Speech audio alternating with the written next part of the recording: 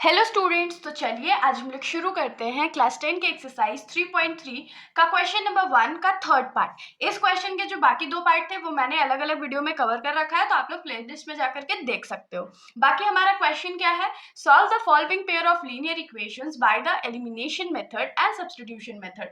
तो नीचे जो दिए गए पेयर ऑफ लीनियर इक्वेशंस हैं उन लोगों को पहले हम लोगों को एलिमिनेशन मेथड के हेल्प से सॉल्व करना है और उसके बाद सब्स्टिट्यूशन मेथड के हेल्प से सॉल्व करना है। तो इसके अंदर जो हमारा पहला इक्वेशन है वो क्या है, 3x minus 5y minus 4 is equals to 0। तो अब आप लोग सोच रहे होंगे इसमें तो इक्वल टू के बाद 0 है और नंबर तो लेफ्ट साइड में दे दिया गया है, तो कोई दिक्कत नहीं है, सॉल्व तो ऐसे भी होता है, लेकिन आप लोग अपनी कन्वीनियंस के लिए इस 4 को राइट साइड भी भेज सकते हो। तो इसको हम लोग क्या लिख सकते हैं, 3x minus 5y is equals to 4, और ये हमारा क्या हो जाएगा, इक्वेशन नंबर 1 हो जाएगा। और दूसरा इक्वेशन क्या है, 9x is equals to 2y plus 7, और y हम लोग के कन्वीनियंस के मुताबिक किस साइड होना चाहिए था, तो लेफ्ट साइड होना चाहिए था, तो हम लोग इसको लेफ्ट साइड में भेज देते हैं। तो ये क्या हो जाएगा, 9x minus 2y is equals to 7, और ये हमारा क्या हो जाएगा, इक्वेशन नंबर 2। अब देखिए, क्योंकि हम लोग को सबसे पहले इसको कौन सा मेथड से सॉल्व करना है, एलिमिनेशन मेथड से सॉल्व करना है ना,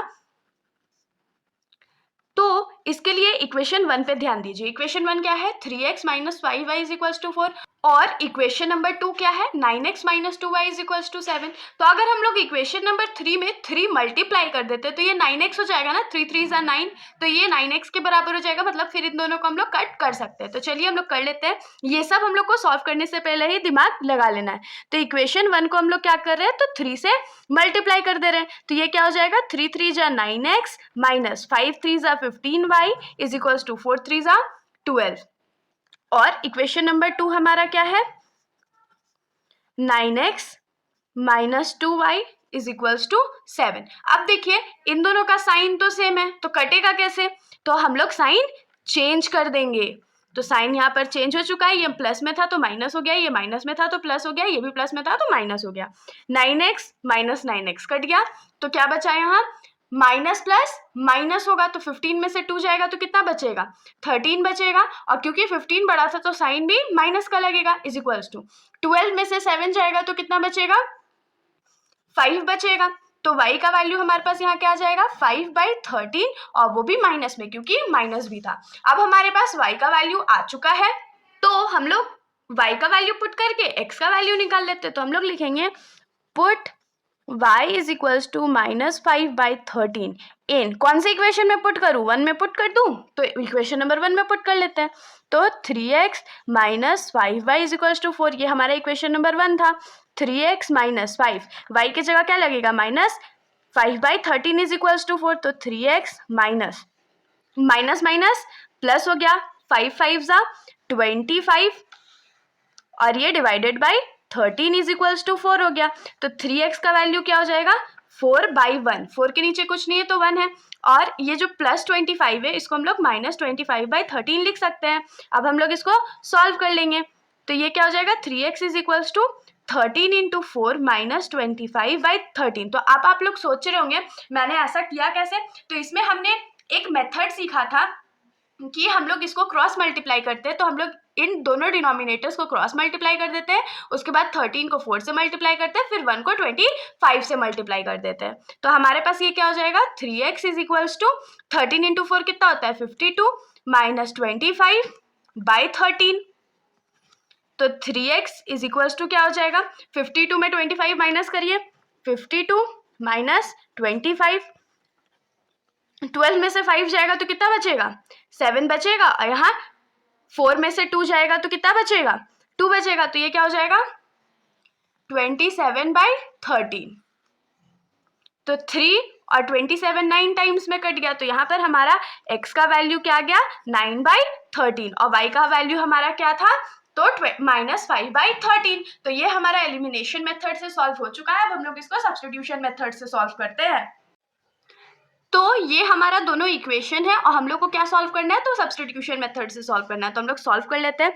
तो सबसे पहले हम लोग इसमें क्या करेंगे, इक्वेशन नंबर 1 से x का वैल्यू निकालेंगे और इक्वेशन नंबर 2 में उसको पुट कर देंगे। तो फ्रॉम इक्वेशन 1 हमारा ये है, तो यहाँ से हम लोग x का वैल्यू निकालते हैं, तो ये क्या हो जाएगा 4 + 5y और x का वैल्यू यहाँ क्या हो जाएगा 4 + 5y/3। ये हमारा x का वैल्यू हो गया, इसको इक्वेशन नंबर 3 मान लेते हैं।